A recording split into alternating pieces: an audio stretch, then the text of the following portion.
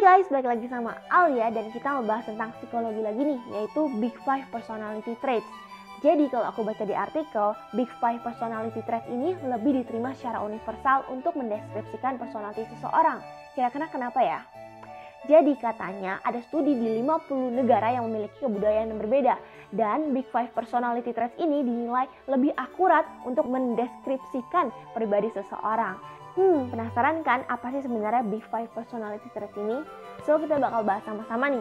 Sebenarnya apa itu Big Five Personality Traits, perbedaannya apa sama MBTI, dan juga elemennya apa dan penjelasan per elemennya. Yuk mulai penjelasannya.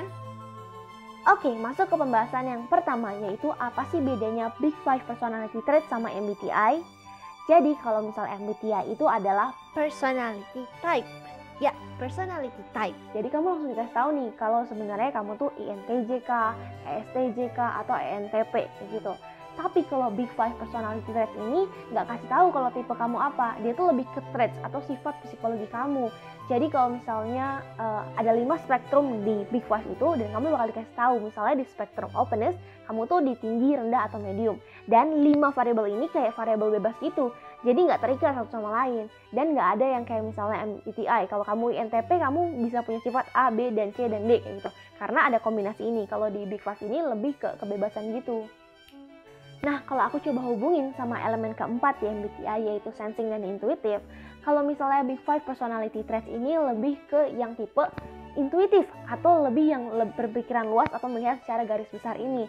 Jadi ada 5 elemen dan nanti kamu lihat sendiri nih elemen A, B, dan C ini berkorelasinya gimana kamu sendiri yang mikir sesuai dengan kepribadian kamu. Tapi mereka nggak nge-state apapun. Nah, kalau misalnya MBTI itu lebih ke yang sensing. Jadi lebih yang spesifik, kamu tuh tipenya emang INTP, makanya kamu A, B, dan C, dan D kayak gitu. Tapi di MBTI itu ada kelemahan, misalnya kamu tuh INTP, dia juga INTP. Misalnya kamu itu INTP 75% introvert, sedangkan dia misalnya INTP 50% introvert. Jadi beda dong kadar misalnya 50 introvert dan juga 75% introvert. Hal ini yang mungkin bisa jadi perbedaan gitu. Kenapa bisa misalnya kalau kamu baca MBTI, terus kamu bakal lihat kayak bener nih ini aku banget juga, tapi kayaknya yang ini bukan deh, kayaknya aku nggak kayak gitu sifatnya. Nah itu salah satu alasannya kenapa misalnya meskipun misalnya mayoritas itu benar, tapi ada beberapa hal yang kayaknya bukan aku banget deh kayak gitu, karena memang spektrumnya berbeda gitu. Nah kan kalau misalnya di Big Five Personality Traits ini dia nggak kasih tahu kayak misalnya kamu tipenya ini maka kamu A, B, dan C, karena dia emang nggak kasih tahu tipe, dia cuma kasih tahu sifat psikologi kamu tuh misalnya openness to experience, open to experience. Jadi kayak memang kamu terbuka sama experience dan memang berpikir abstrak kayak gitu. Jadi sebenarnya nggak beda-beda jauh sih, tapi yang satu tuh lebih ke tipe yang mungkin lebih mudah untuk kita pahamin, karena kayak kita nggak usah pahamin semua elemennya, tapi langsung baca aja gitu. Pas kamu ambil tes, kamu langsung baca kalau aku INTP, langsung dikasih tahu tuh sifatnya ini, oh iya bener nih kayak gini, kayak gitu. Sedangkan kalau di Big Five Personality itu lebih kamu misalnya ngambil tesnya, terus kamu baca satu-satu, openness tuh apa, conscientiousness tuh apa, dan itu nanti kamu bisa ngomongin sendiri juga sih sebenarnya. Oh ini tuh karena ini aku jadi kayak gini. Jadi sebenarnya lebih menurut aku lebih memberikan kebebasan gitu buat kita menginterpretasikan sendiri gitu. Yuk kita langsung aja masuk ke sebenarnya Big Five Personality Traits itu ada apa aja sih? Nah, kalau misalnya di Big Five itu ada namanya juga Big Five ya, pasti ada 5 elemen. Yang pertama itu ada openness to experience. Yang kedua itu C, yaitu conscientiousness. Yang ketiga itu I, yaitu extraversion. Terus ada A, agreeableness, dan juga ada N atau neuroticism. Nah, itu sebenarnya apa aja sih? Langsung aja yuk kita bahas. Langsung aja masuk ke openness. Jadi openness itu adalah openness to experience or new idea. Jadi orang-orang yang tingkat openness-nya tinggi, berarti mereka tuh terbuka banget sama ide-ide baru atau dengan pengalaman baru. Makanya orang-orang nih ciri-cirinya orang openness itu biasanya kalau dikasih tantangan tuh langsung oke, jalan kayak gitu. Mereka tuh bener-bener berani banget buat ambil resiko. Nah, kalau misalnya dari MBTI itu mirip sama sensing dan juga intuitif. Jadi biasanya orang-orang dengan tingkat openness tinggi itu lebih cenderung ke intuitif. Jadi punya pemikiran yang abstrak, terus mereka coba untuk merangkai hal-hal yang abstrak itu jadi satu kesatuan dan jadi ide baru, atau jadi dibuat menjadi suatu pengalaman baru kayak gitu. Dan kalau misalnya orang dengan tingkat openness-nya rendah biasanya cenderung sensing. Jadi mereka tuh cenderung untuk langsung aja lihat apa yang ada di depan mata gitu. Ya kamu nggak usah terlalu mikir yang jauh-jauh deh, kamu lihat aja dulu yang ada di depan mata dan lakuin, biasanya kayak gitu. Oh iya, aku juga mau negasin, nggak ada personality yang lebih baik daripada yang lain ya. Kayak misalnya openness tuh semakin tinggi nilainya semakin baik, semakin rendah nilainya semakin buruk, nggak ada kayak gitu. Semua itu sama-sama bagus, tapi tergantung bagaimana kita menyikapinya. Nanti aku jelasin lebih lanjut ya. Sekarang lanjut dulu masuk ke yang kedua, yaitu conscientiousness. Conscientiousness itu adalah tingkat kegigihan kita. Jadi sebagaimana kita gigih nih. Kalau misalnya orang yang tingkat conscientiousness tinggi ini, biasanya orang-orang yang kalau misalnya udah punya target A dan target jangka panjang A, mereka bakal kejar itu terus.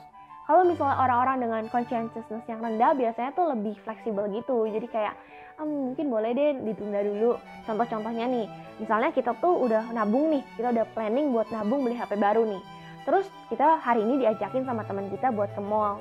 Pas jalan-jalan ke mall tuh kita ngeliat ada tasnya bagus banget gitu. Oh my god tuh bagus banget, kayaknya aku butuh deh itu tas. Nah kalau orang dengan tingkat conscientiousness yang tinggi, biasanya tuh mereka langsung mikir, aduh tapi itu aku lagi nabung buat beli HP, kayaknya aku gak mau beli deh. Dan mereka gak bakal beli gitu. Sedangkan kalau misalnya tingkat conscientiousnya rendah, biasanya tuh mereka langsung kayak tergoda gitu. Gimana ya, aku kayaknya pengen deh, aku kayaknya mau beli itu deh. Kayaknya nggak apa-apa deh kalau misalnya aku beli ini sekarang, nanti beli handphonenya diundur lah 1-2 bulan lagi kayak gitu. Nah kalau misalnya dihubungin sama MBTI, biasanya tuh kalau misalnya orang dengan tingkat conscientious yang tinggi, biasanya cenderung ke judging. Kalau misalnya orang dengan tingkat conscientious yang rendah, biasanya ke perceiving yang lebih fleksibel gitu. Jadi kayak ya udah beli handphonenya diundur aja 2 sampai 2 atau 3 bulan lah, aku mau beli tas dulu kayak gitu. Masuk ke elemen yang ketiga, yaitu extraversion. Ini sama sih sama MBTI yang extrovert dan introvert. Jadi bicara tentang bagaimana kita mengambil energi. Kalau orang-orang yang extrovert itu biasanya suka banget untuk mengambil energi dari lingkungan. Jadi suka banget tuh kalau ada kumpul-kumpul kelompok, ngobrol, jadi pusat perhatian, itu jadi kayaknya semangat banget gitu. Dan orang-orang extrovert itu biasanya kalau pikir itu dari ngomong. Jadi pas dia ngomong, dia baru dapat ide kayak gitu. Nah kalau orang introvert itu lebih cenderung mengambil energi dari dalam dirinya sendiri. Makanya kalau udah ketemu sama orang-orang yang terlalu rame, itu malah bisa jadi capek sendiri gitu. Nah kalau orang introvert juga biasanya kalau misalnya ngomong tuh benar-benar difilter banget deh. Kayak dipikirin ini kalau mau ngomong ini apa ya, apa nanti menyakitkan hati orang atau enggak kayak gitu. Kalau misalnya orang extrovert kan kebalikannya tuh, karena dia mikirnya sekalian ngomong, jadi tuh kadang suka keceplosan, terus pas lagi udah selesai tuh mikir lagi. Aduh tadi salah nih kayaknya kayak gitu. Oke, selanjutnya masuk ke elemen yang keempat, yaitu agreeableness. Jadi kalau misalnya agreeableness ini merupakan indikator bagaimana kita mendahulukan kepentingan orang lain daripada kepentingan kita sendiri nih. Nah kalau misalnya ciri-ciri orang yang punya agreeableness yang tinggi, yaitu punya simpati dan empati yang cukup tinggi dan mementingkan kepentingan orang lain. Kalau misalnya orang-orang dengan agreeableness yang rendah, biasanya tuh lebih cenderung mementingkan kepentingan sendiri pertama kali. Contoh gampangnya adalah kalau misalnya lagi debat deh. Kalau misalnya orang-orang dengan agreeableness yang rendah itu biasanya gak suka tuh kalau misalnya ada perbedaan pendapat, terus kayak enggak. Meskipun sebenarnya tahu kalau misalnya nggak bakal bisa dirubah, tapi mereka tetap aja bakal terus ngomong kayak, ya enggak, pendapat aku tuh ini gitu. Kalau misalnya orang-orang dengan tingkat agreeable yang tinggi, biasanya tuh lebih kayak, ya udahlah nggak usah debat, ya udah iya aja kayak gitu, simpelnya gitu. Nah masuk yang terakhir, yaitu neuroticism, yaitu bagaimana kita merespon sesuatu dengan misalnya emosi negatif, bisa takut, bisa khawatir, bisa rasa bersalah, bisa malu. Jadi misalnya nih orang-orang yang tinggi neuroticismnya ini, biasanya kalau misalnya di case-nya kita ikut lomba, terus kita sekarang masuk ke tahap 2, bisa presentasi. Itu langsung dipikirin pertama kali adalah, aduh gimana nih pas presentasi, aku bisa gak ya presentasinya, aduh nanti malu-maluin gak ya, aduh nanti gimana ya, takut gitu, kayak presentasinya aduh deg-degan nanti gimana, takut salah atau enggak ya, aku nanti ada yang selibet gak ngomongnya, kayak gitu. Nah kalau orang-orang dengan neuroticism yang rendah, biasanya tuh lebih yang santai gitu. Oh yaudah aku masuk, oke pasti bisa, gampang, slow kayak gitu. Dan aku mau ingetin lagi, dua-duanya tuh nggak salah, dua-duanya punya nilai positif dan negatifnya nih. Nah kalau misalnya orang-orang dengan neuroticism yang tinggi itu kan cenderung khawatir nih. Kalian kalau misalnya khawatir bisa juga nih untuk mencoba menjadikan kekhawatiran itu jadi kekuatannya. Jadi karena kamu nggak mau, karena kamu nggak mau misalnya malu, ya berarti kamu harus kerja keras supaya kamu nggak malu-maluin pas presentasi. Kalau misalnya kamu takut kamu salah, ya kamu berarti latihan terus supaya kamu nggak salah kayak gitu. Tapi buat orang-orang yang misalnya neuroticismnya rendah, yang optimis aja, hati-hati juga, jangan sampai terjebak kalau misalnya kamu terlalu santai. Kamu kayak, ya udah gampang lah, tenang.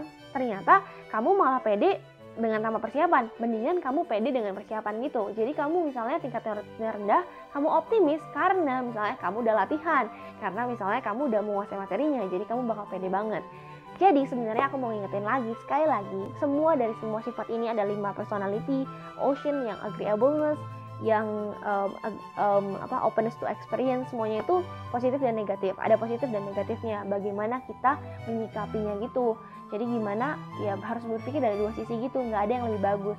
Dan personality traits ini menurut aku membantu kita banget buat bagaimana kita merespon terhadap orang lain, atau misalnya merespon dari diri sendiri.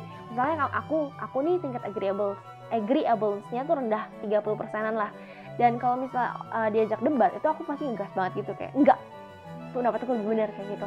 Dan sebenarnya bisa direview lagi, memang tingkat agreeableness aku rendah, tapi misalnya bisa dievaluasi bahwa kedepannya mungkin nggak kayak gitu, mungkin disampaikan dengan baik-baik, atau mungkin kalau memang kita udah berbeda pendapat, coba untuk menekan ego supaya bisa menemukan titik tengah atau musyawarah, jangan cuma pengen menang sendiri kayak gitu.